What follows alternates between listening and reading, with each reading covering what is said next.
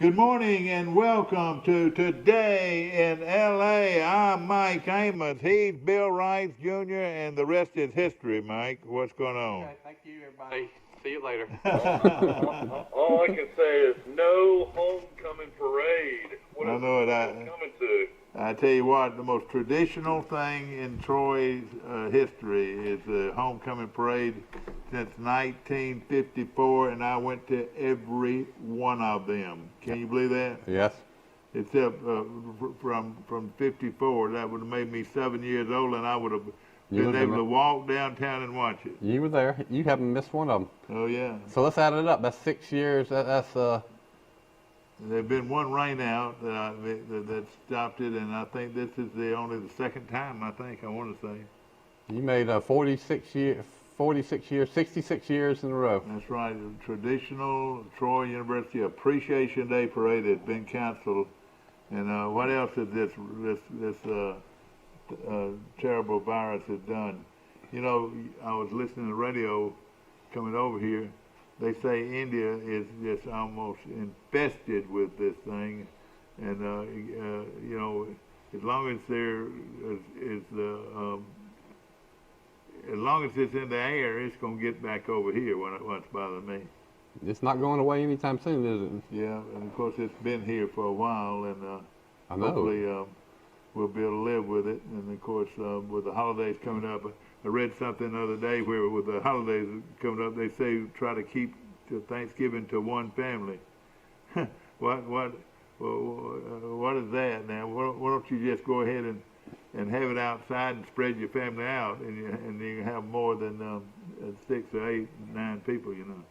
I know. I mean, Thanksgiving, Christmas. You know, there's talk about whether they cancel Halloween. Somebody put on Facebook, how can the government cancel Christmas, Thanksgiving, and Halloween? They can't. Exactly. If you want to celebrate them, you can celebrate them. In fact, I could see canceling Halloween. I really could. It probably would be best. Well, they might do it, but I mean, what are they going to do if kids decide to go trick or treating on their own? Are you going to arrest the little children? That's right. Exactly. No question about it. Hope you're doing well this morning on the eve of college football. Kicks off in Troy at 2:30 Eastern or Central Daylight Saving Time. From the Vet in Troy is Troy University against Texas State, located in Corvallis. I want to say it's Corvallis, Texas. Is that where Franchione coached for a while? Yeah, he did. In fact, I was talking yesterday to a guy that their on-campus enrollment is 35,000 students. I mean, it's bigger than Alabama and Auburn. Yeah. Alabama might be a little bit bigger. A tad bigger, yeah. How did Alabama grow so fast? Texas State and San Marcos. San Marcos. Corvallis is New Mexico State, yeah. You know, Alabama's growth has been amazing. When I was a student there, I think it was 17,000 students. It grew up to almost 38,000. Now it's down to about 36.5 enrollment. I think a couple things happened. Nick Saban arrived that helped the brand, and then they went after the top students with these merit scholarships, and had a great program for the top students that was real attractive. And somehow they just got a huge influx of out-of-state students. I believe Alabama student body is 60% out of state, Mike. Oh, really? Oh, man. And they pay, what, double the tuition? Yeah. So Alabama's considered a yuppie college, like Ole Miss, is that right? Tons of people from all over the country. I bet if you looked at Ole Miss's enrollment, you see a lot of Alabama folks, especially Birmingham. They have a lot of out-of-state students, too. Guess who's coming? A lot of Texas kids go to Alabama. Mm-hmm. Well, guess who's coming to town? Knoll is bringing in Alice in Wonderland at the Knoll Museum, the International Arts Center, right here in Troy, Alabama. This is a huge what would I say, a art exhibit, which is going to feature Alice in Wonderland, an adult version of Alice in Wonderland. So That not for the children. Yeah, that art gallery used to be the old cafeteria. Was that Stewart Dining Hall? It's been converted It's been into a perfect transition. Yeah, it has. Transaction. Yeah. I love going through it. If anybody hadn't been through it, I highly recommend it. That whole park and everything is just beautified. It's got our some of university. Maul's permanent stuff there, which is out. He's one of the better known artists in the world. But then it always has exhibits of, Troy University and local people too. Yeah. If you want tickets today, you better get out there right now. There are they say there are 300 single game tickets available at $30 a piece, reserved seats, and those are on sale at the ticket office at Troy University. Brought to you by the Vance Law Firm, 33333. And he's an old teammate of yours, isn't he? Yeah, he was a class behind me. He's a good friend of mine. We called him Earl. He went by Earl back then, but now he's Stewart. I knew his daddy, Yeah. Jimmy Vance, who was a radio station DJ for a long time, and good-looking guy. He had jet black hair, had to kick back like Elvis used to kick his back. When Stewart had hair like that once upon a time. Yeah. Well, and of course, the rest of his history. Let me tell you, He's an outstanding lawyer and is very well known across the country. I'm going to tell you a funny story about Stewart. He advertises more than anybody. And yesterday, my daughter's class was doing subtraction exercises, and one of the things was questions the teacher asked was, 8 minus 3 or something. And she said all the students started breaking into 333, call 33333. They started doing this jingle. Oh gosh. In the third, so I got to tell Stewart that his advertising must be working when you got third graders singing his jingle in classroom. Want you to know that this weekend's game is going to be kickoff. Is now at 2:30. It was at 11 o'clock. I'm sort of glad to move it back. 11 o'clock's too early to play football. Get up and And but It looks like breaking news in the SEC. Missouri LSU that was scheduled to be played in Baton Rouge looks like it's going to be moved to Columbia, Missouri, to be played at 11 a.m. because of the weather. Yeah, because of the hurricane, will now travel to Missouri. That's smart. Having a home game. Yeah, that is. And what they'll do, they'll come back and play back-to-back games at LSU to even it up, probably, wouldn't it? Later on. But I would think since because Alabama, they went to 10 games. They weren't supposed to play Missouri. They picked them up as 2 added-on games. I don't know how they would do that actually, because I think they're going back to 8 SEC games next year. Exactly. Of course, I've got a list of all the games, or important games that are going. The map I looked at last night of the track of the hurricane, it looks like Troy's going to be okay. We get some rain maybe, but no heavy wind or lightning. We'll be on the south and far east side of the track. One of the sad things about it looks like it's heading in Lake Charles again, the same place it was before. They say, and I've mentioned it on the show before, that the last hurricane that went through, and that was just a few weeks ago, they went through Louisiana. They said if it had been in a populous area, it would have been one of the worst hurricanes in our nation's history. I believe it, yeah. They said the winds were that bad, but thank goodness it didn't go into a real populous area like it could have. Well, I know that power wasn't known in a lot of those areas weeks afterwards. For some people, my heart goes out to them, and it didn't get much media attention. You're right, but I did. It looks like Alabama's going to play in a lot of rain though in Oxford. Ooh, I bet. Yeah, Alabama and Ole Miss this weekend, and that kickoff is going to be at 5 o'clock. That's a little bit unusual for Alabama, Mike. Yeah, I thought it was going to be at 6 o'clock originally, but then they said 5. I don't understand what's going on. I don't know if there's a bigger game ESPN's going to have later or what. I wrote down a few of them.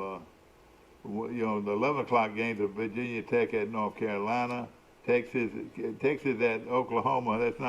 That's the Red River Shootout. It's not what it used to be, is it? South Carolina at Vanderbilt, North Carolina State at Virginia, Florida at Texas A&M ought to be probably going to be the headline game, and then Louisiana is at Georgia Tech. Why in the world are they playing that game at 11 o'clock? Florida and at Texas A&M. Money. ESPN told them to, I guess. About the hurricane, it's got high wind speeds right now, although they think it's going down, but it's a little tiny hurricane compared to the size of all the other hurricanes. So the area that'll be impacted by the really high winds should be smaller. That's good, I guess.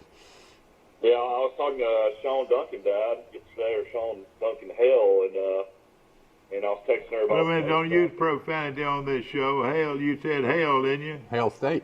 And she said that she was in Cancun flying out yesterday. Bless her heart, and that's where it is right now. It's in Cancun. Have you ever been to Cancun? You got something really unusual tomorrow night. You got Tulane against Houston. That'll be a shootout.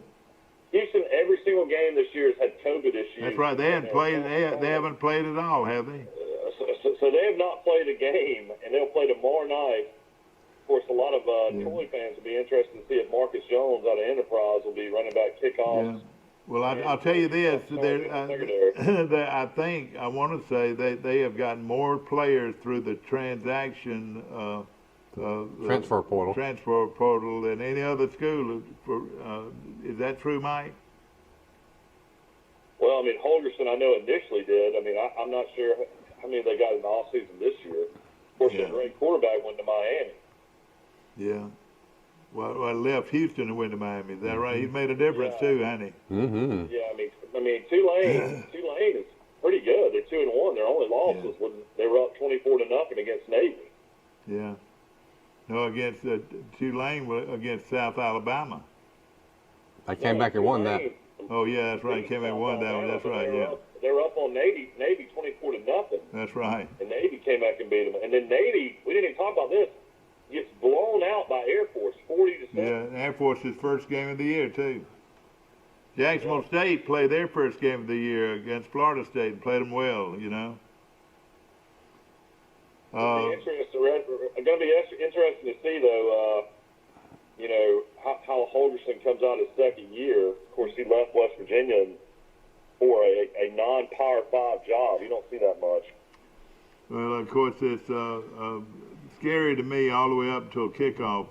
Something can happen. I don't know when do they end their testing. Do they test on the day of the game, or will they do it a few days before the game? What do you think?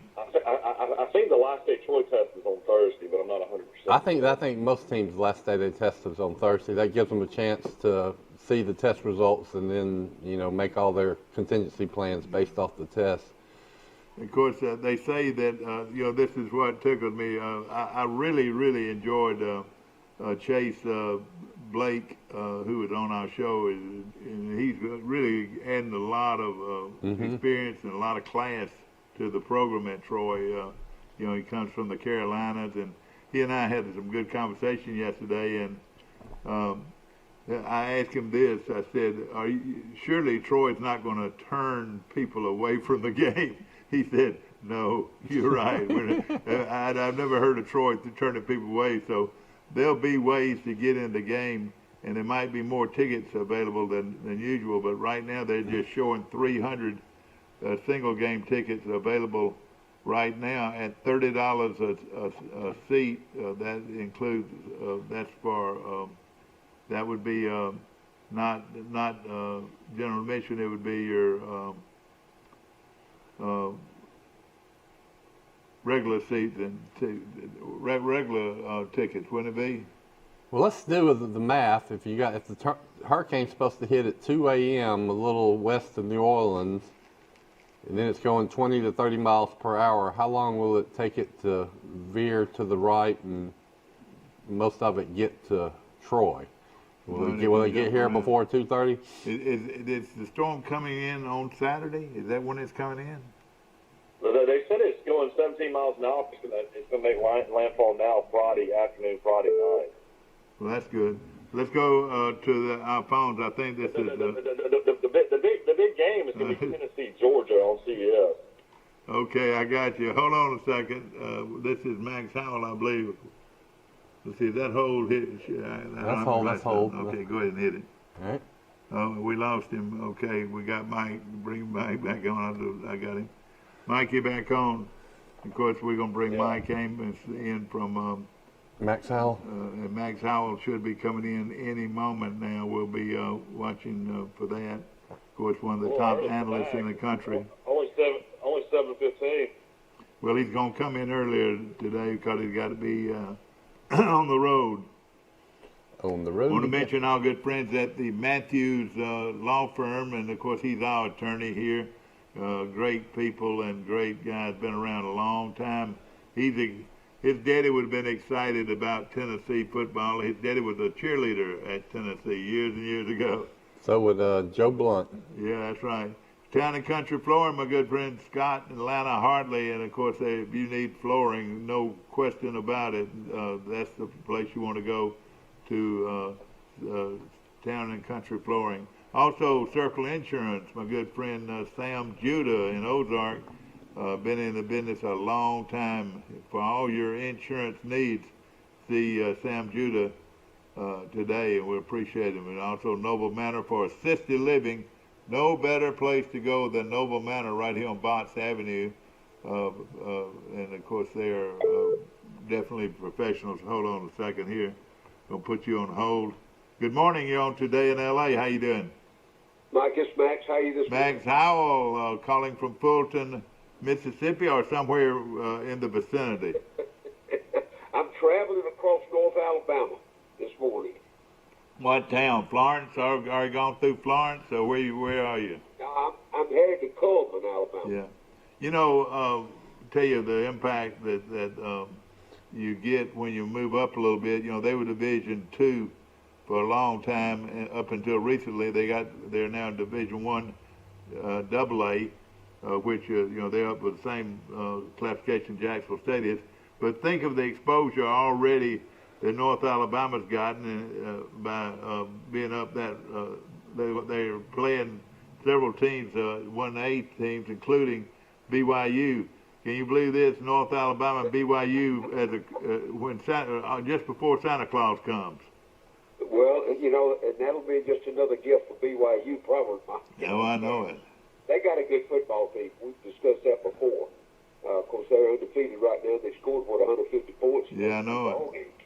They got a nose guard, and I know you, in all your years of coaching, have gone up against guys on the other team that you couldn't block, or it took two people to block, and sometimes three people. That guy is probably one of the most prolific nose tackles in America, wouldn't you say?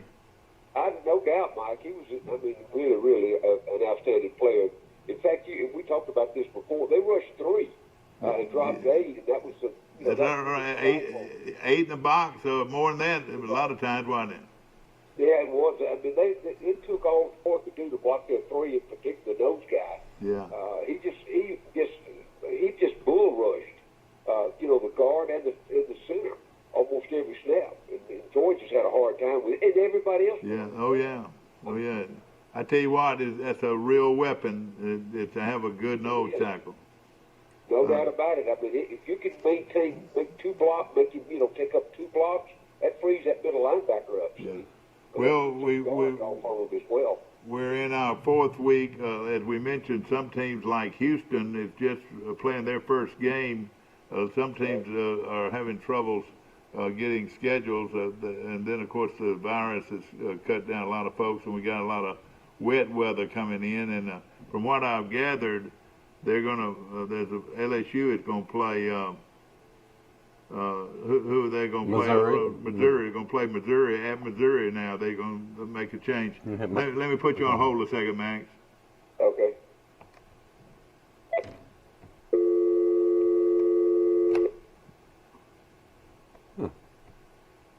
for me? Let's drop it off. He must have dropped off.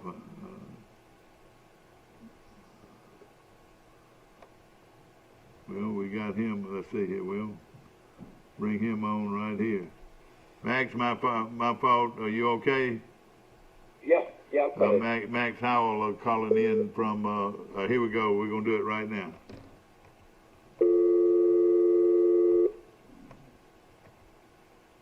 Well, that line worked. I might be doing it the opposite. Max Howell is our guest, and of course We're trying to get you and Michael on at the same time. one of the top analysts in the country. You've been up a long time. You're heading across to the great state of Alabama. What town are you in? Red Bay? Where are you? No, I'll be headed to Jasper first. I'll go from here to actually through Winfield. Yeah. And Let's see. And we'll put. That's got it. No, well, okay.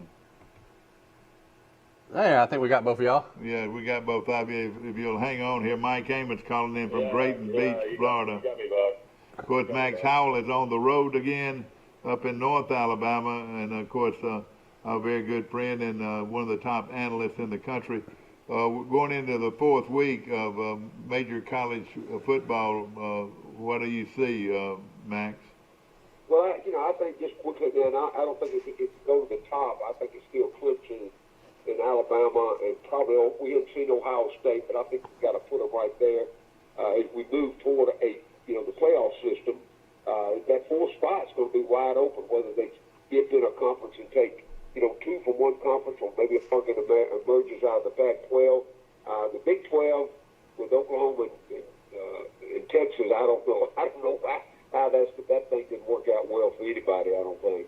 But it's been. I think the biggest disappointment this past week on the Auburn's production. But I think the most impressive to me was the Georgia defense. We knew they were going to be good, but I mean they absolutely shut Auburn down completely, and they're going to do it again. I mean they down the road with some other people. This is, I watched the young quarterback at Auburn, and this is the first time I've ever seen him really down about the way he played. But like you said, Georgia defense had a lot to do with it. Well, it did. We talked about that early on. They had to replace 5 offensive linemen, no experience up front. They lose their big running back, and that's Gus Malzahn's keynote, not the quarterback. It's the big running back, usually on first down. They lost both of those guys.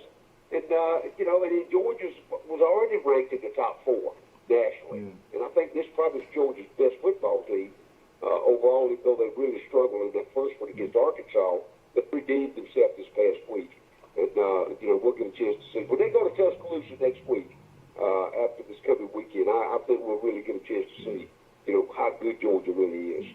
When we think of the SEC, but Tennessee's won 8 in a row, Mac. Isn't this an upset waiting to happen? Are you kidding me? Come on, Michael. Look at the talent level. Hey, Tennessee's offensive line's pretty good, Mac. They ain't good as Georgia's defense. oh, Rocky Top, you'll always be home, sweet home to me. Get out, Rocky Top of Tennessee. There you got that hound dog. What are you going to do about the hound dog, Mac?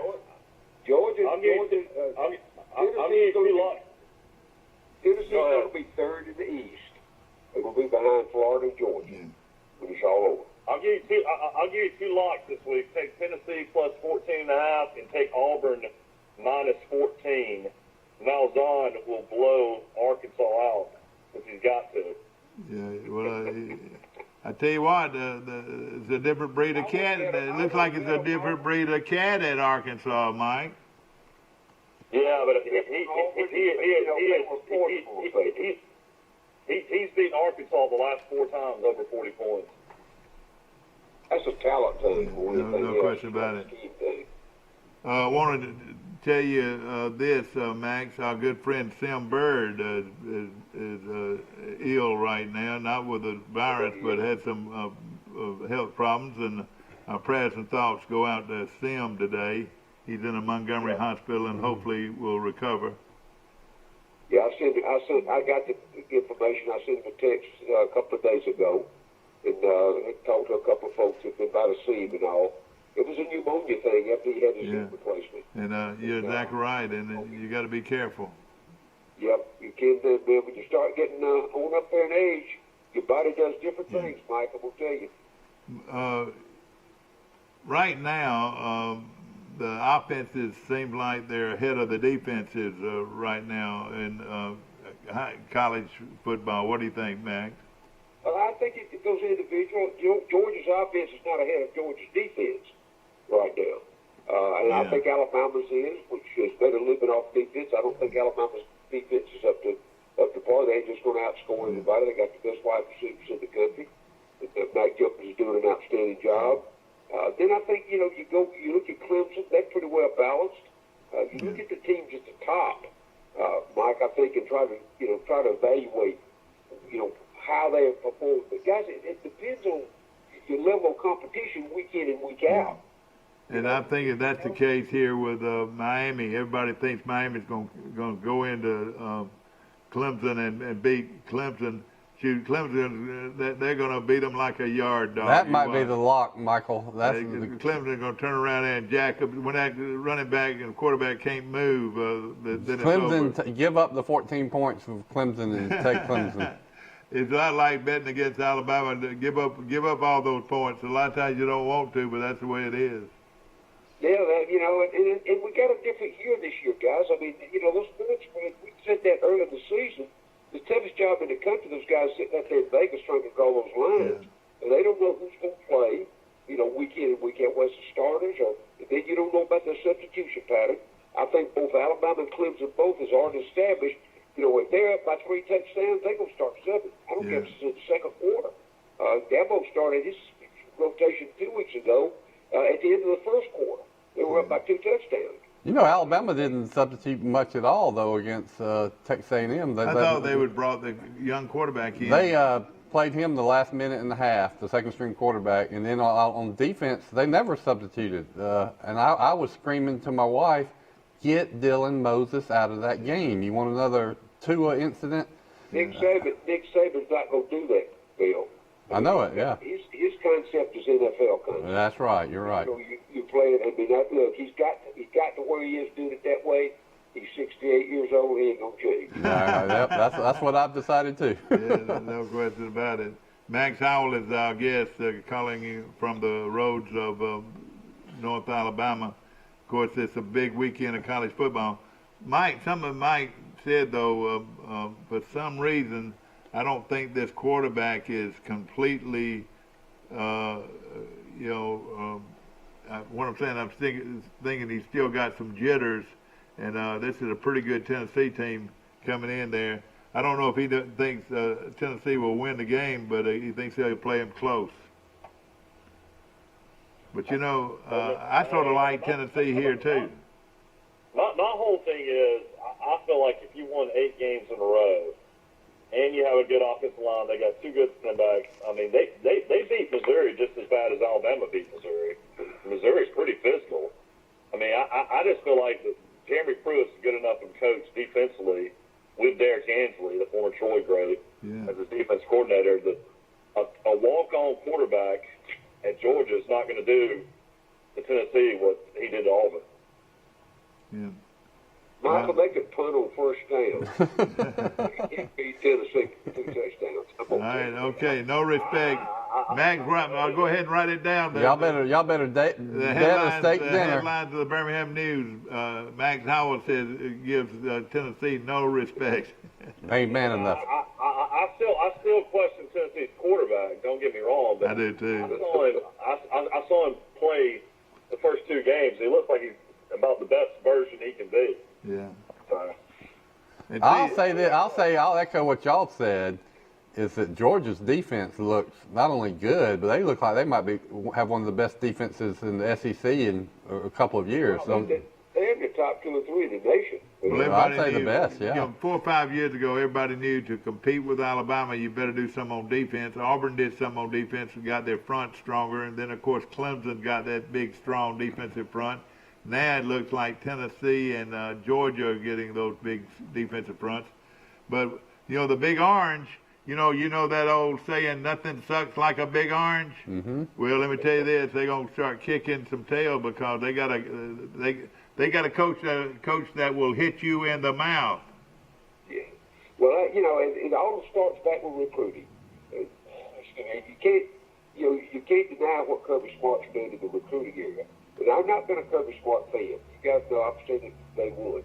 He makes a ton of mistakes on the sideline. He's had rotation of coaches for various reasons at the assistant level. Looks like Coach Saban has. But Kirby has a communication problem somewhere. But guys, he's got it all together now. I'm telling you this year. And where he stays out of the play calling or not, probably does. I've not seen anything that jumps out yet at him because he had really the level of competition he's had to play. Tennessee's going to be no different from Auburn. All right, let's put you on hold here a second. We got another guy calling in. Well, somebody will have to drop off. Well, I don't know. We'll just leave it here for a second here. Max Howell is our guest. We'll try to bring him in. We're going to try to bring him in right here. Good morning. You're on Today in L.A. How you doing? Hey, Mike, it's Will Matthews. All right, Will. We got numbers deal on our phone. Of course, what's going on, man? What do you like this week? Well,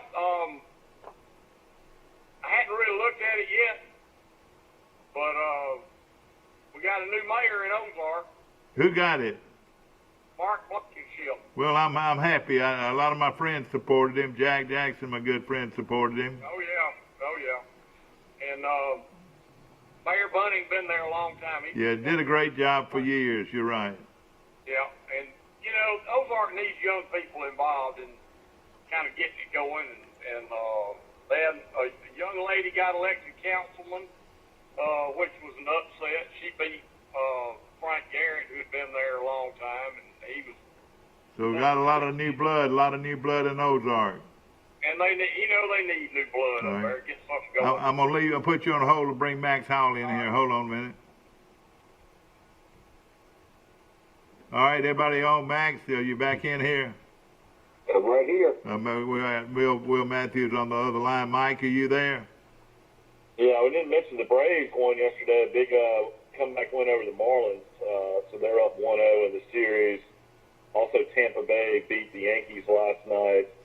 I got to see the score in the Dodgers-Padres game. But the Braves are playing really good in the playoffs right now, which is exciting. Let me tell you how, I don't know why the Lord seems to take care of all these bookies out here.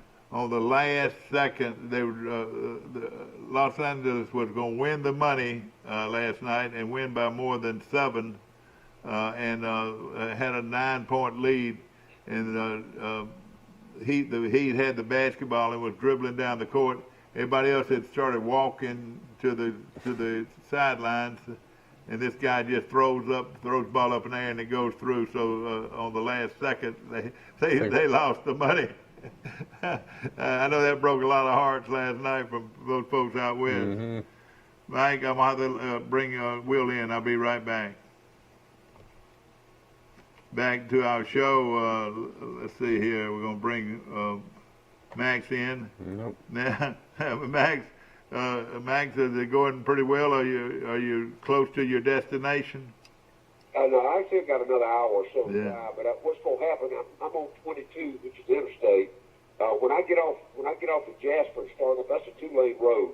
It's just a state road up from Jasper up to Coleman. Yeah. That's about 30 minutes, about 30, 45 minutes, and nothing but trees and rivers and hills. Yeah. And I know I have no signal. I've tried that before, Mike. Yeah. All right. I'm fixing to bring Will Matthews in here, hopefully.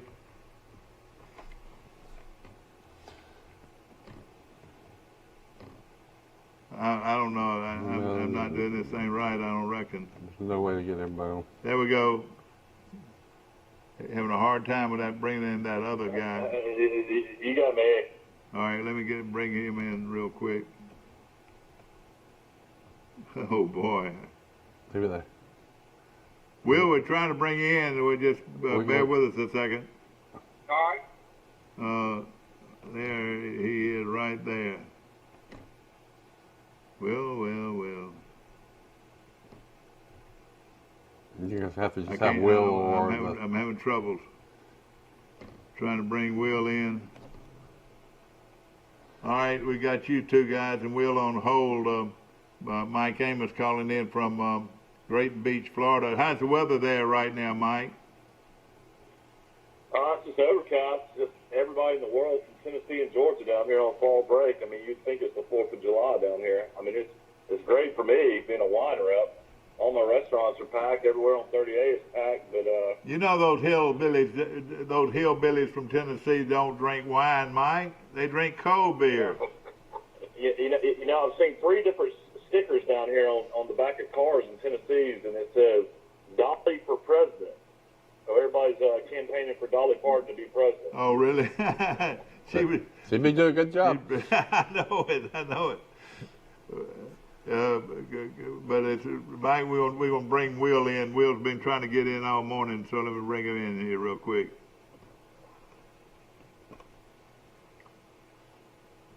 Something's happening that we're doing wrong, or I'm doing wrong. All right, I'm gonna put him on hold.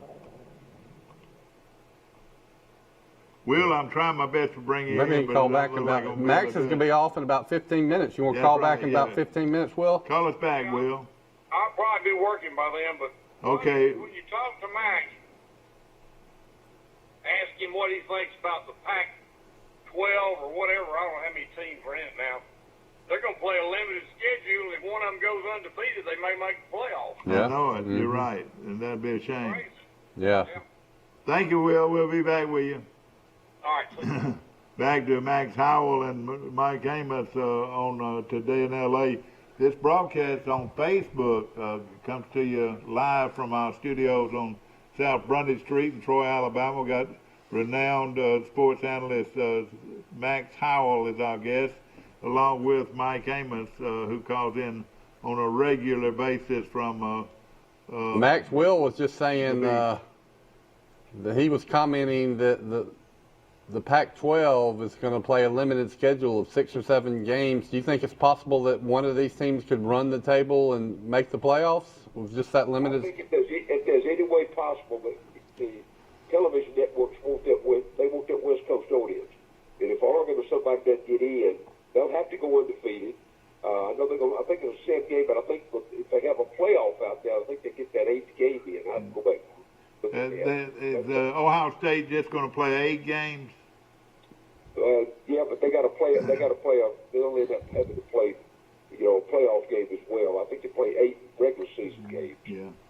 See, and I think the formula. And that's a great question, guys, because the formula of the bowl selection committee, of the playoff committee, is not announced a formula yet, because these different conferences are playing different games, different numbers, and they got different level of competition. That's right. So let's just say Oregon goes undefeated with 7 or 8 games or whatever it might be.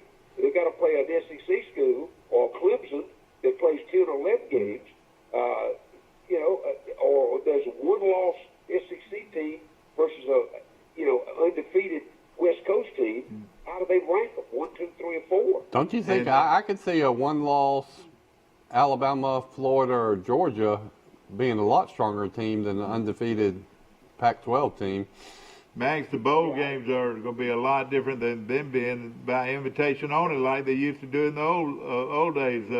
Alabama is invited to play in the Sugar Bowl with Texas, but the bowl situation this year and this year only is going to be a lot different. And I could see them bringing in a Michigan State with a 3-5 record, something like that, because of the money that they will raise, Well, I think it's going to have to be based on viewing audience, because probably the attendance situation is going to be maintained just like it is now. Yeah. Where they only have a limited percentage of attendance. So the big money thing is not going to be at the bowl site, and all it's going to be off the TV commercials and the bowl, and the money split. Yeah. And that might have been part of the deal with those other conferences coming back into play, is that they're guaranteeing them a bowl game. You might be guaranteeing them a bowl game. That TV revenue, because how many fans are even going to travel?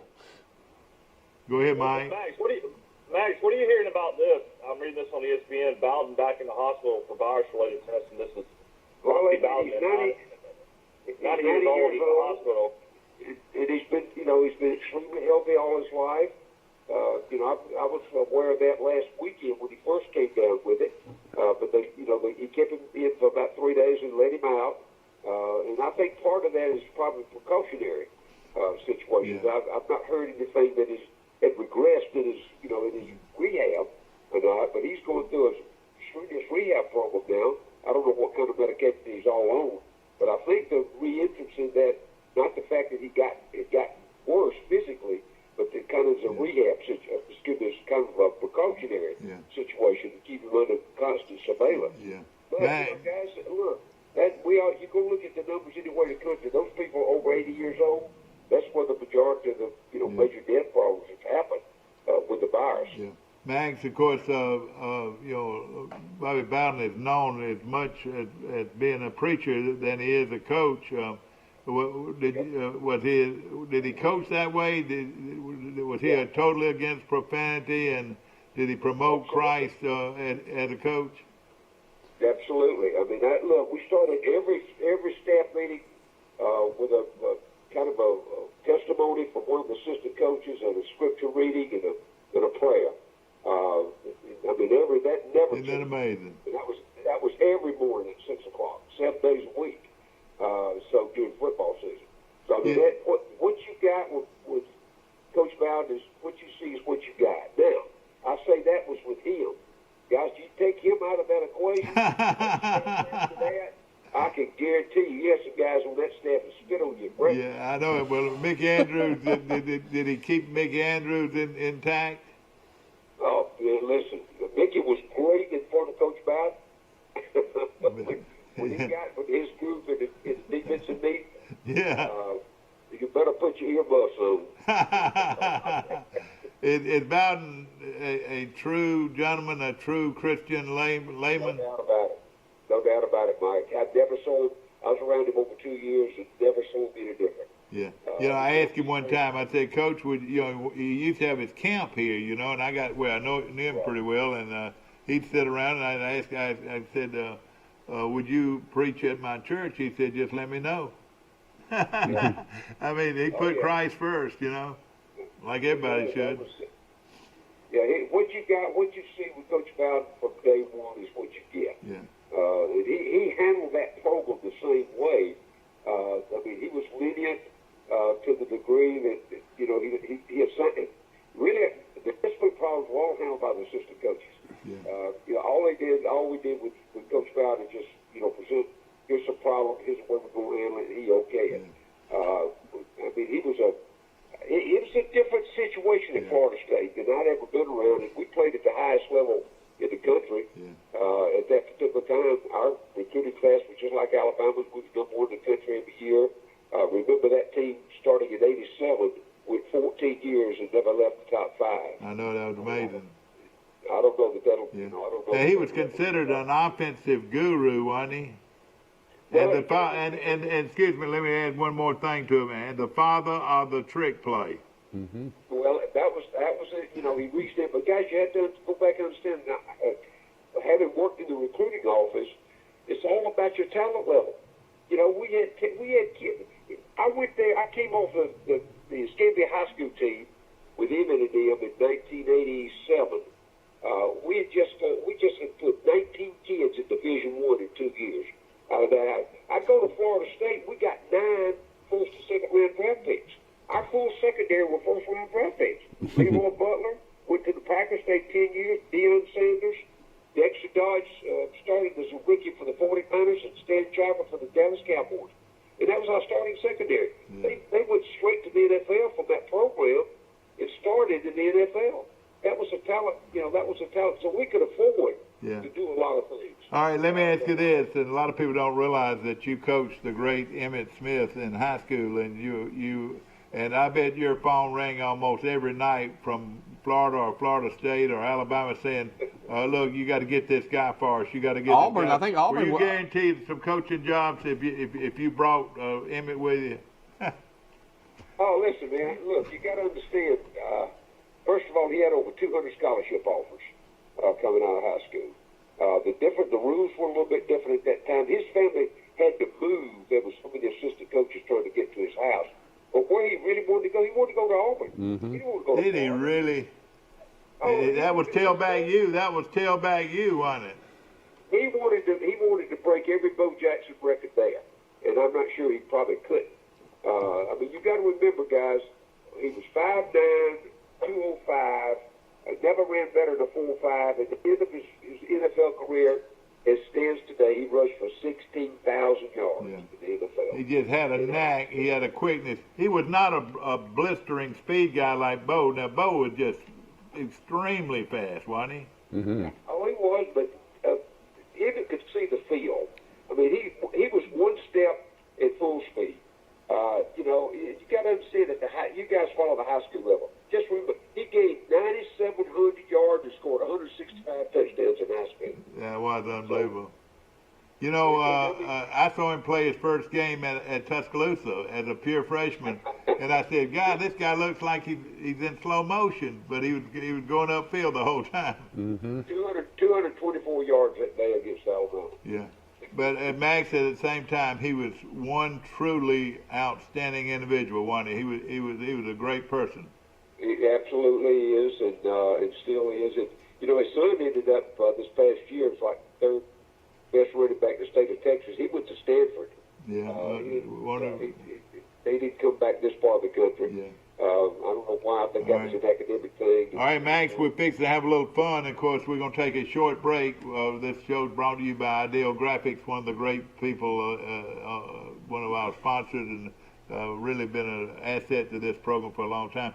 And of course, the Southeast Alabama Gas District, located with headquarters in Andalusia, with numerous headquarters or numerous offices around the Central and Southeast Alabama.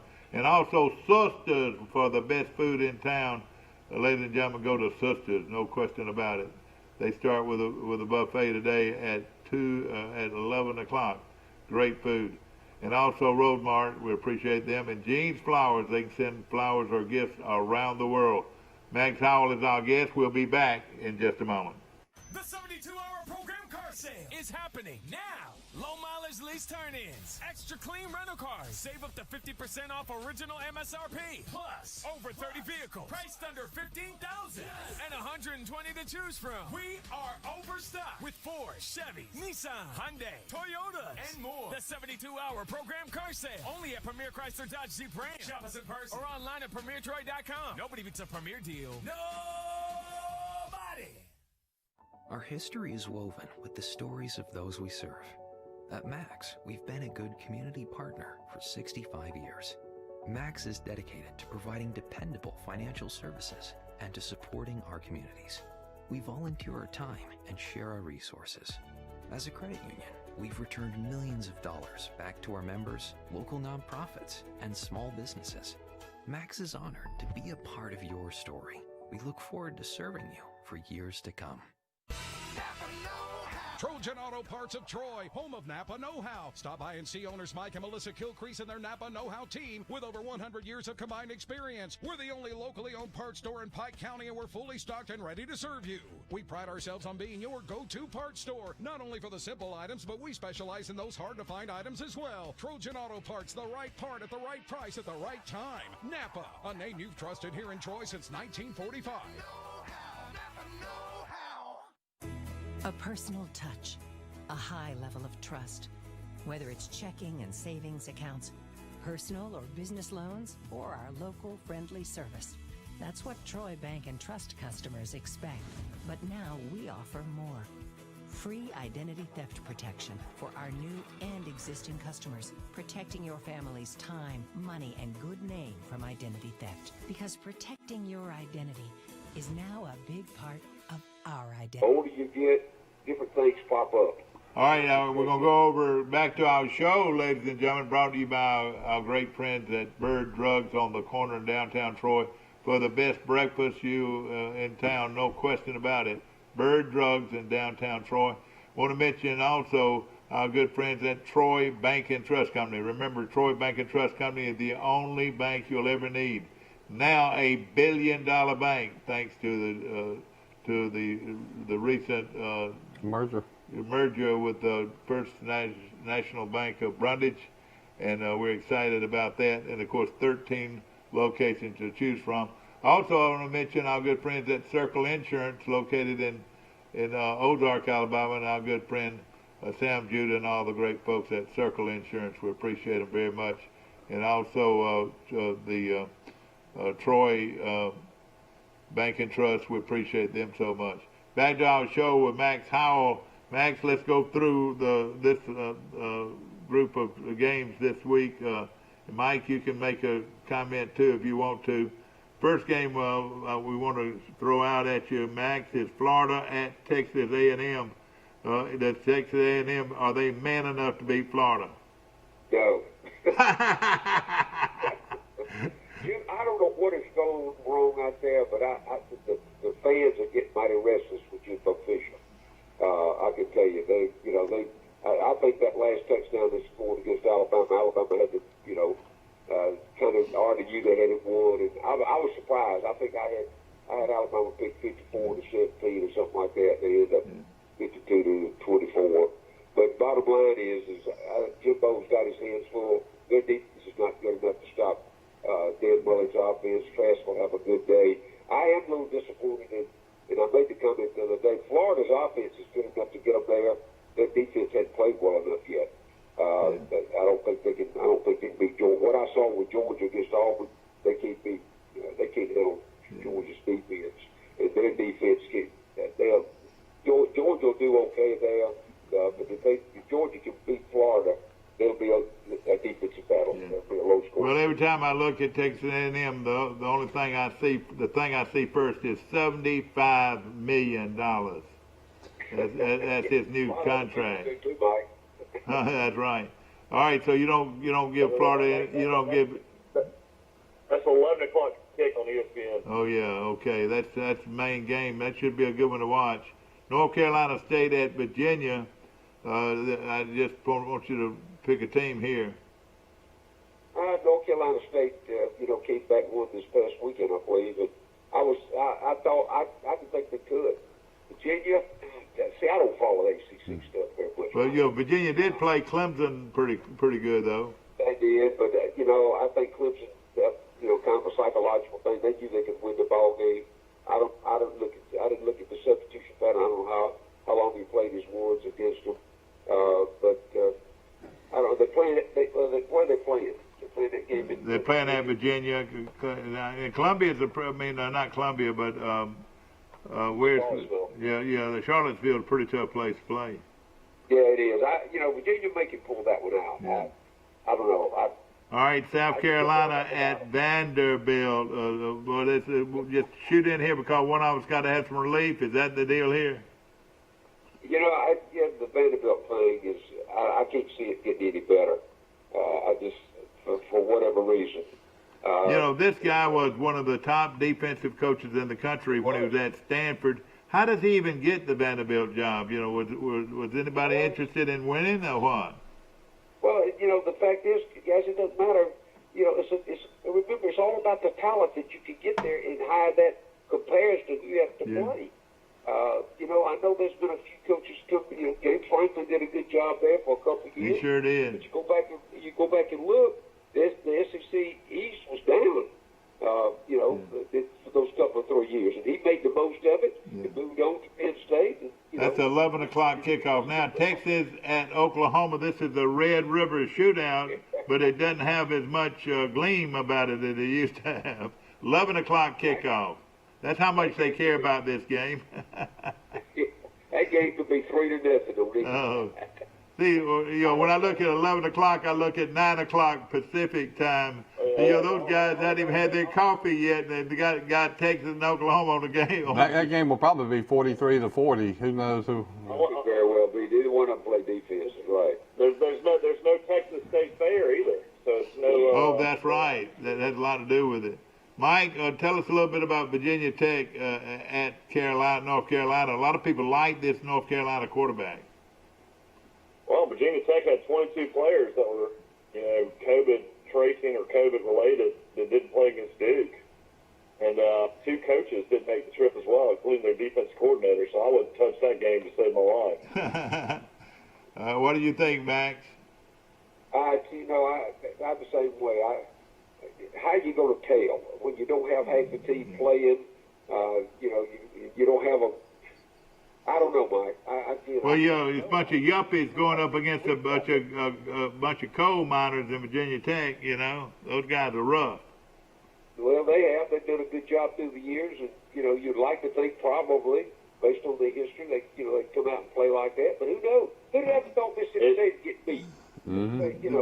By Arkansas. Yeah, that's right. Is Matt Brown just a lot better coach than I ever really thought he was? Man, he is doing a great job at North Carolina, and he's 70 years old. Okay, this is a big one at 2:30. Tennessee at Georgia, and Georgia is a 2-touchdown favorite. And Pruitt's got them going hard. This is the guy that lives. You keep driving, you'll go through his hometown of Rainsville, Alabama.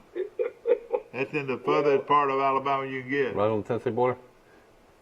That's Sand Mountain. He was raised on North Sand Mountain, buddy. And that where they handle the snakes all the time? Yes, some real rough people live in North Sand Mountain. I'm taking Georgia in the points. Okay. All right, Georgia ain't going to give the points. That's the right. line has gone down. Line's gone down to 12 now for 14. Yeah. The money's moving to Tennessee. I saw that too. Tennessee Tech at Iowa State, 2:30 kickoff. We're asking about that game. You mean Texas Tech, not Tennessee? Excuse me, Texas Tech. What am I talking about? Okay, go ahead. All right, nobody wants to touch that one. Is that right? I don't even read about those games. I know, that's what I was thinking. All right, how about Texas State going up against Troy? That's a 2:30 kickoff from the Vet right here in Troy. Everybody's excited. The first of 6 home games. Not bad for Troy, is But it? if it ends up like the South Alabama game, Mike, I hope the schedule's fixed. I do want you to know that Troy rescheduled that game, Max. Hey, listen to this. Santa Claus is coming. December the 12th, I believe, is when they're going to play that game. Well, interesting over-under here, 59 points, Dad. I think this is going to be like a shootout. Well, I know this. Texas State has really played well this year. And, of course, Troy's got to prove themselves. And I bet that over-under has been affected by the fact that everybody thinks there's going to be a lot of rain at these games, and that will be fewer points scored. Max, on the all-weather surface, the only thing you got to worry about is keeping the ball dry. If you keep the ball dry, you can play in the rain. Is that right? Well, there's a lot up here where we are. The Alabama Ole Miss game is really suspect right now about moving to 11 o'clock. It's a 5 o'clock kick. Yeah. I talked with some folks in Oxford yesterday, and that's a major concern right now about the weather coming in this Saturday. Of course, ESPN will decide exactly where these guys go. Is that right? They will, yes, they will. Okay. I like Troy in this game. I hope they can come out and play hard. I'm still concerned about quarterback at Troy. I'm still concerned about that. Well, they've had 2 or 3 weeks to get ready for them now, Mike. Yeah, I know it. If they're playing at home, they should win that football game. Well, I hope so. They put 60 on them last year. I'm hearing rumors that Gunnar Watson's had his feelings hurt so bad by Mike Amos on Today in L.A. that he's in the transfer portal. Well, he might be. I think the pure freshman is going to end up being the quarterback for us all over with. Okay. Here's a good one. Arkansas at Auburn, Max. Do you look at Auburn turn around and trying to get mustard off their face? Here's what we've said about Gus Malzahn and his Auburn team. It's still true. The most consistent thing about Auburn is the inconsistency. I mean, they look like the Dickens against Georgia, which, the talent level was conservative. They should beat Arkansas. But so should Mississippi State. But they didn't. So, I think this year you got more of that undecidedness on the teams that should win and don't win as I've ever seen before. All right, Mike, this is a 3 o'clock kickoff from Auburn. What do you think? Auburn shouldn't have any rain issues being from the eastern side of the state, I don't think. Line's gone down to 14, over-under is 46.5. Chad Morris, of course, is the former Arkansas coach, so I'm sure those guys will get up for Arkansas and try to beat their former coach as well. You know, Auburn's got to make some improvements up front on defense and also on the offensive line. This is a big game for Auburn if they're going to have a good season, don't you think? I think it's critical. I really do. Yeah, if Auburn lost this game, that would be. Ooh. Oh, yeah. All right, here we go. War Eagle, Max, War Eagle. Auburn is going to win the football game. It's the Auburn Tigers going up against the Arkansas Razorbacks, Suey Pig, this Saturday afternoon from Jordan-Hare Stadium in Auburn. It's Auburn and Arkansas, 3 o'clock kickoff. Auburn is going to win the football game. All right, Max, I'm going to send this Tiger to you by way of the express mail. What do you think about it? The guy asked me yesterday where was my Troy guy. I don't have a Troy guy. I wish we did. And I'll have to find one. But he was sort of upset that I had Auburn and Alabama guys up here and no representative from Troy. We need to find out who makes those things. Contact them and say, will you make us 100 Troy Trojans, T-Roys, and we'll make sure they get sold. Okay, all right, here's the team. The hottest team in college football right now is, guess. Tennessee. No, not Tennessee. Guess. One more guess. Two more guess. Notre Dame. No, but you're close. How about you, Max? North Dakota State. But Max, they're silver and purple. Purple and silver. LA Raiders. TCU? Kansas State. Kansas State at TCU. But TCU's got a way about beating you, though, doesn't he? Kansas State playing at TCU, 3 o'clock kickoff. Who do y'all like? You know, again, I know they beat, I know Kansas State's doing a run, but Peterson, it's hard to go against Peterson at home. TCU's had a great program there. He's been offered jobs all over the country. He stayed. Yeah, that's right. Probably Kansas State probably got more talent. They probably can win that ball game. Yeah, that's going to be a good one. TCU's a 10-point favorite. Yeah, Kansas State's a 10-point favorite, aren't you? Mm-mm. You saying TCU's a 10-point favorite over Kansas State? Yeah, well, they're playing in Still, you mean Kansas State is a 10-point underdog against Tennessee? I mean, They're a favorite. They just beat Texas. I mean, over TCU, you're talking about Kansas State's getting 10 points? That's exactly right. Yeah. Gosh, that surprises me. We'll jump on those 10 points then. I sure would. Pittsburgh at Boston College, of course, we don't know there who's going to win that one. That's a toss-up. Alabama and Ole Miss plays at 5 tomorrow, and does the Mississippi folks think they got a chance, or what's the deal? No, they don't. They know better than that. But remember, Ole Miss had to go in and win by 1 point in overtime against Kentucky. Take nothing away, they got to win, but only because of a shank kick by the Kentucky extra point guy. Ole Miss is going to probably win 4 or 5 games. Yeah. So, that's. Well, the first thing that they're going to have to do to have a chance, we're talking about Ole Miss, is to back up the corners. They need to back the cornerbacks back and safeties back about 10 yards so Alabama won't beat them deep. Alabama loves to throw the deep ball. Have you ever noticed that, Max?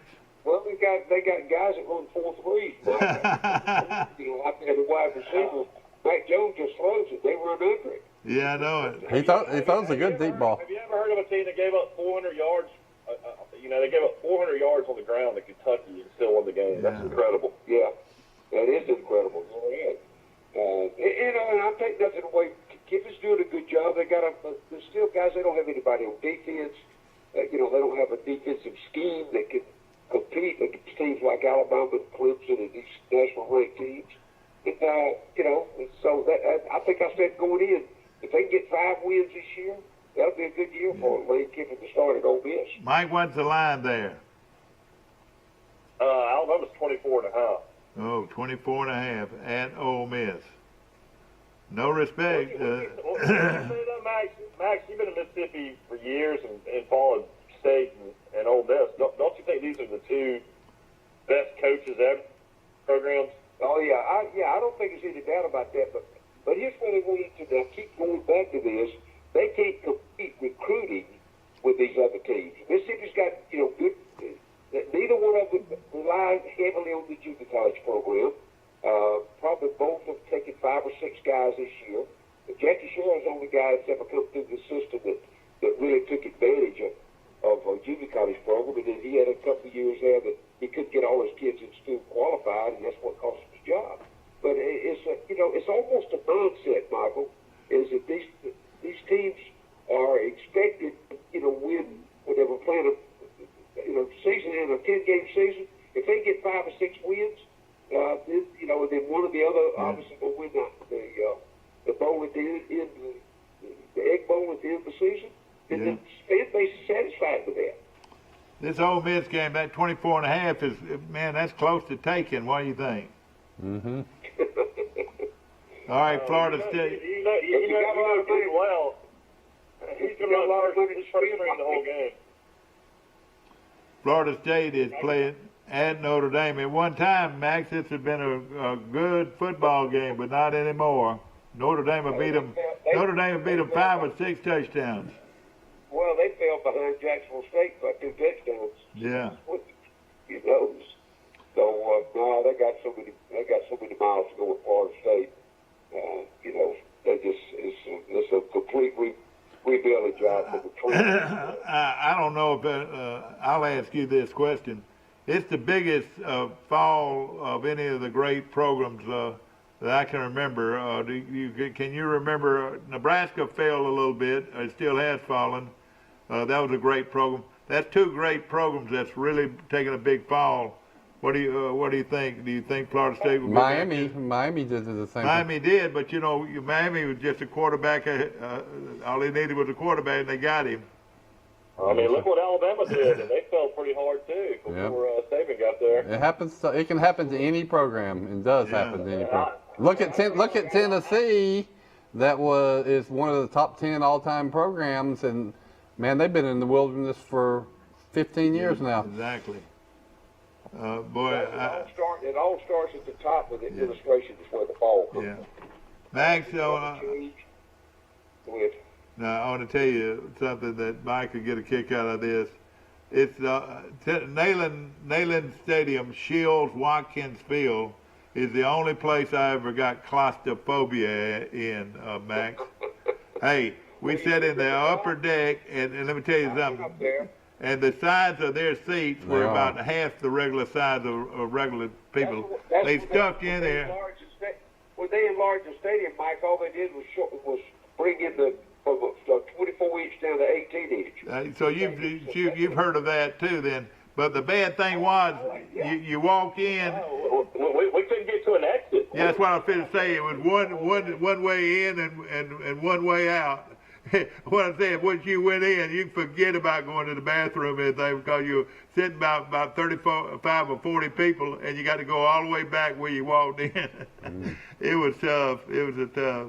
But I understand how they packed well over 100,000 people into that game. They did a stadium renovation several years ago, and that actually their seating capacity went down. So I guess they added a lot more luxury suites in some of these clubs. But do you know? I wondered if they widened their seats, because I've been to just 1 or 2 games there, and I remember the same thing. It was just, you're right on top of people. There's a coach out there that probably does not get near the respect that he deserves, and that's Philip Fulmer. Wouldn't you say that, Max?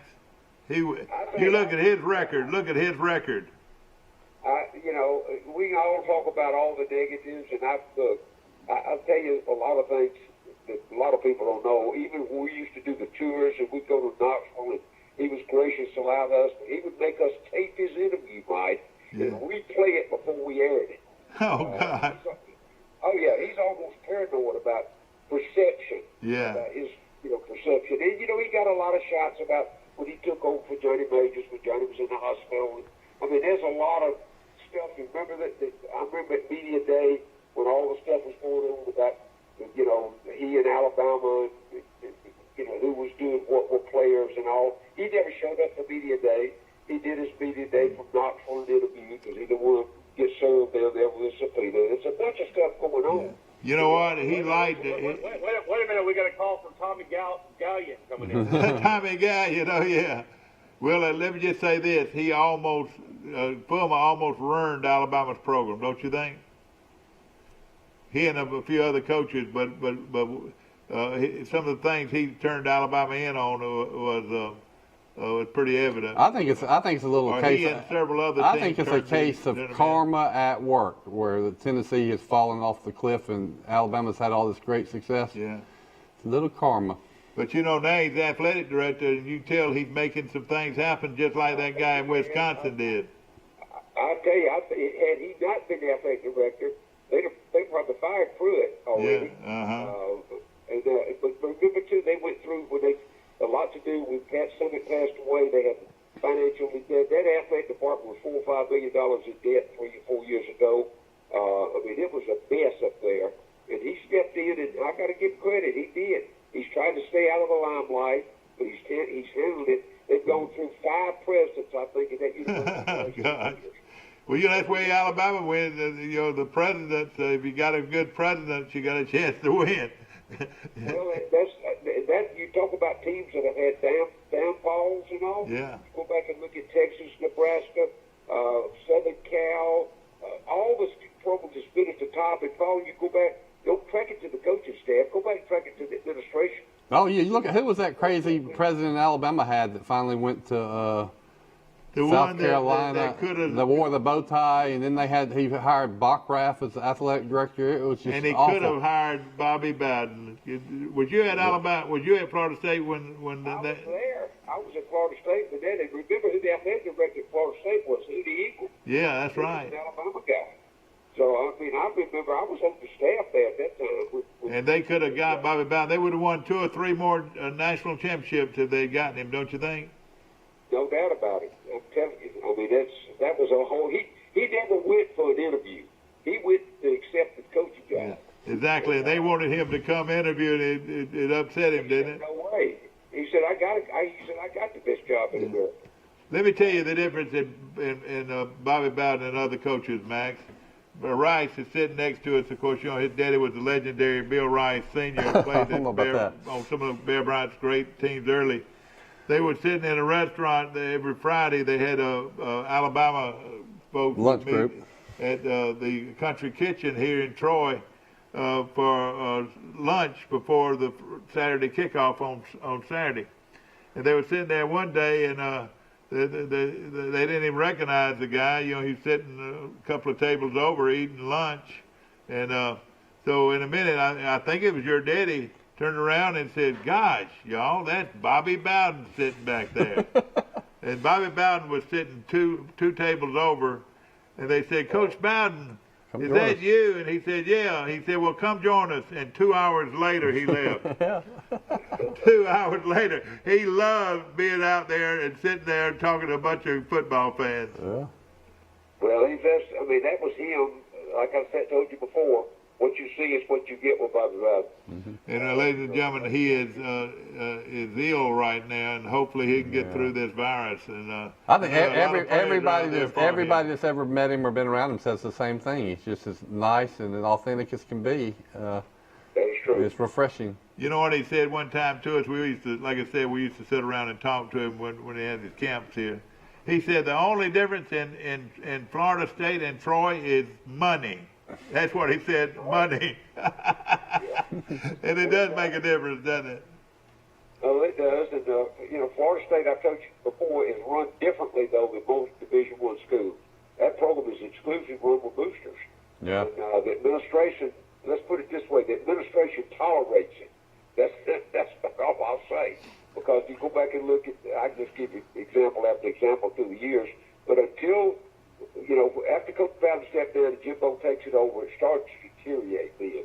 The communication between the administration and the booster club and the football program really took its toll. When Jimbo leaves, They bring in Willie Taggart, which that guy was way over his head in a program like that, and they did not recruit. And now, I thought Norvell was hired. I thought he's going to be the right guy, but the program is falling so far.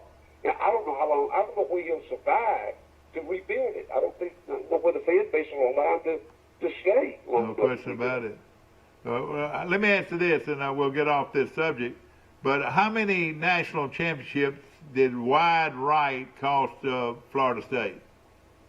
2 for sure, probably 3. And we're talking about field goals that went wide to the right. If they make those field goals, they win 2 national championships, don't they? Yeah.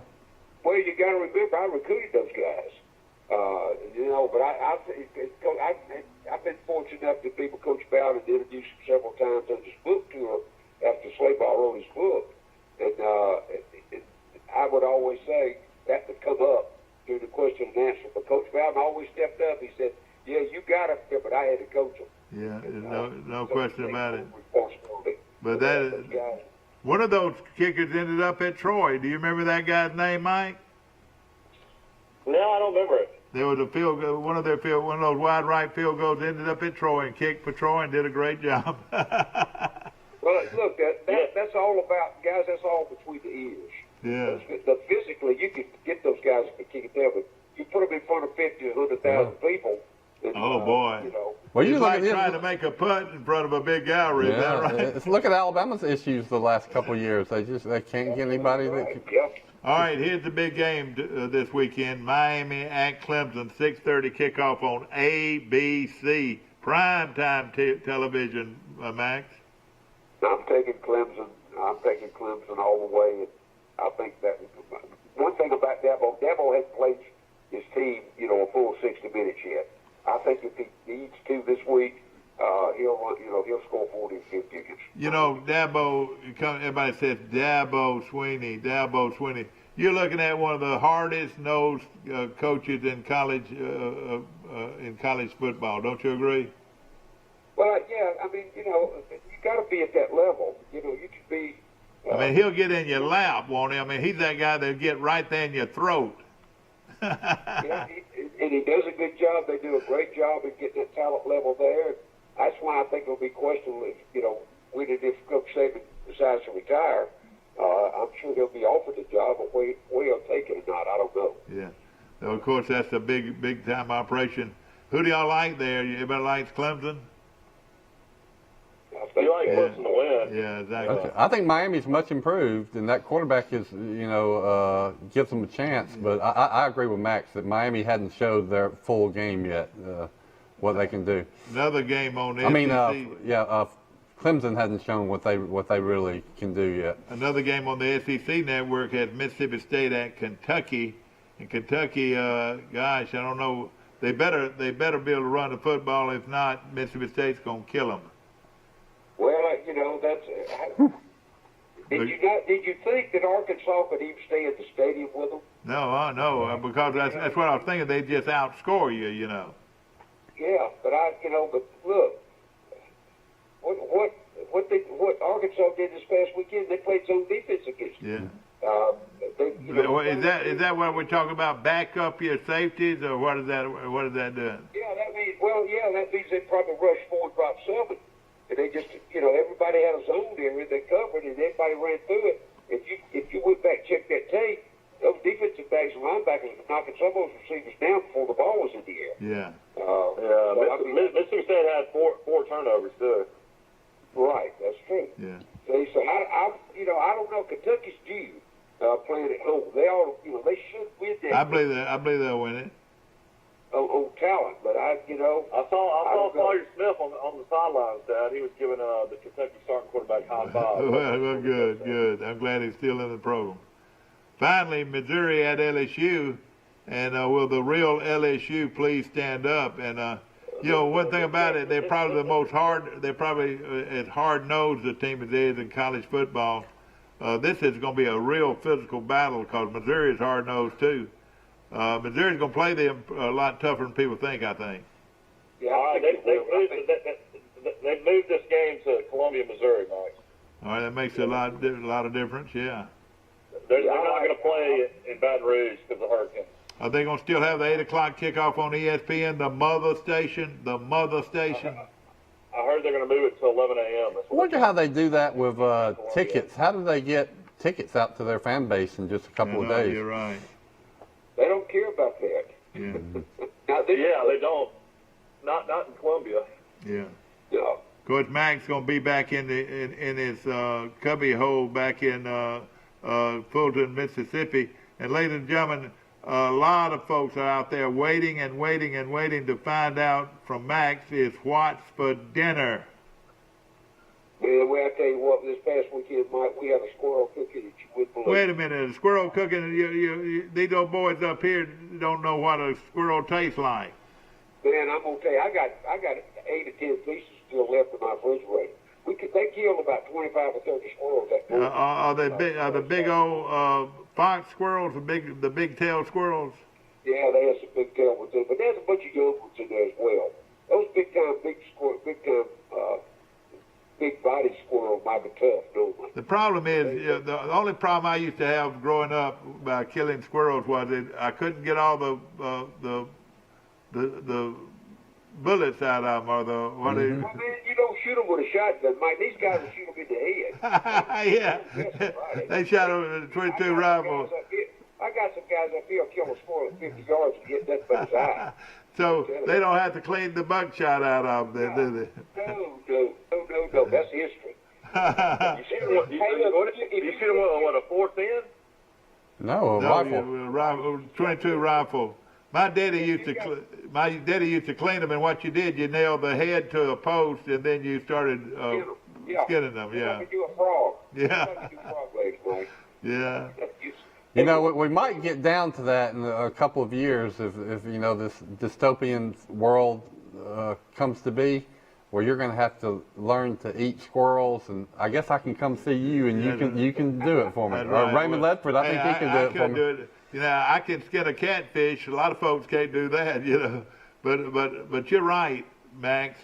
Growing up, we had squirrel in my house a lot of times. Well, I'm gonna tell you, these guys don't even invite anybody if you can't shoot them with a rifle. Nobody knows shotguns available. Oh yeah. And then they like it with grits and biscuits. Is that what they like it with? Some days we do. This past if we eat them, we eat them at lunch. We'll do biscuits and we'll do a side, make a salad or two. Then top it off with a dessert. Do you just drop the whole squirrel in the grease? No. They stripped it off, and the biggest piece is about like a short thigh on a chicken. Yeah, I got they'll you. take the front legs, the back legs, and the back strip off the back. But these guys are pros. I'm gonna tell you. We had about 12 guys. And, well, you're still getting some dove in there too, aren't you? Aren't you still getting some dove in there? Yeah, we get a few in there, but I'm gonna tell you the biggest size. Wait a minute. What does squirrel taste like? I'm very curious. It tastes like dark meat chicken. Yeah, it does. It's all dark meat. Yeah. Oh, it's unbelievable. Do you fry it? Absolutely. You just deep fry it, yeah. Just like fried chicken. And we'll eat the hush puppies with it, but the side that these guys like, and I told you before, is the onion gravy. It's an oil base. You stir that, you put your flour and black pepper, a lot of black pepper in it. You let it simmer, and you put it over white bread. Okay. You call it light bread. Let me ask this, ladies and gentlemen, all I want is a loaf of bread. And my daddy said, go get us some light bread. I wonder if Dreamland, Michael, you probably know, that the original Dreamland in Tuscaloosa is still strictly a slab of ribs and white bread. That's all they had. That's right. You get a little bit more. They do banana pudding and a few sides. Yeah. And when I was in school, it was just strictly ribs, white bread, beer, and Coke. I tell you what, on the way to Tuscaloosa, Jim's Barbecue is about as good as you're going to find. I love their sandwiches. Max Howell is our guest, and of course, what's your dessert going to be like, Max? Everybody wants to know, especially all these women. All these women want to know exactly what you got for supper. Well, I'm going to tell you about the cooler the weather gets, the more chocolate they like. Yeah. We had the first cold spell up here, a cool spell, 40 degrees, 42 and 43 in the morning. So I do it. You know, I do what they call a Mississippi mud pie. It's a chocolate cake. It's a 3-layer deal. Between each layer, I do chocolate syrup and pecans. Oh man, I love that. I take it right out of the oven, still warm, and put me 2 scoops of vanilla ice cream on top and serve it. All right, I got you.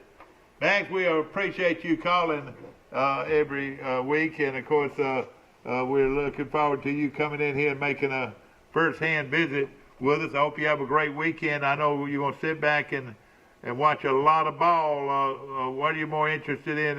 Anything? Do you think Alabama can hold? Yeah, I'll sit down, Mike. I'll sit down at 11 o'clock, and I'll get up at midnight. I mean, I sit up at 11 o'clock in the morning. I get every game. How many beers did it take you to do that? Good. I would, let's see, it would probably take me, 18 beers? Yeah.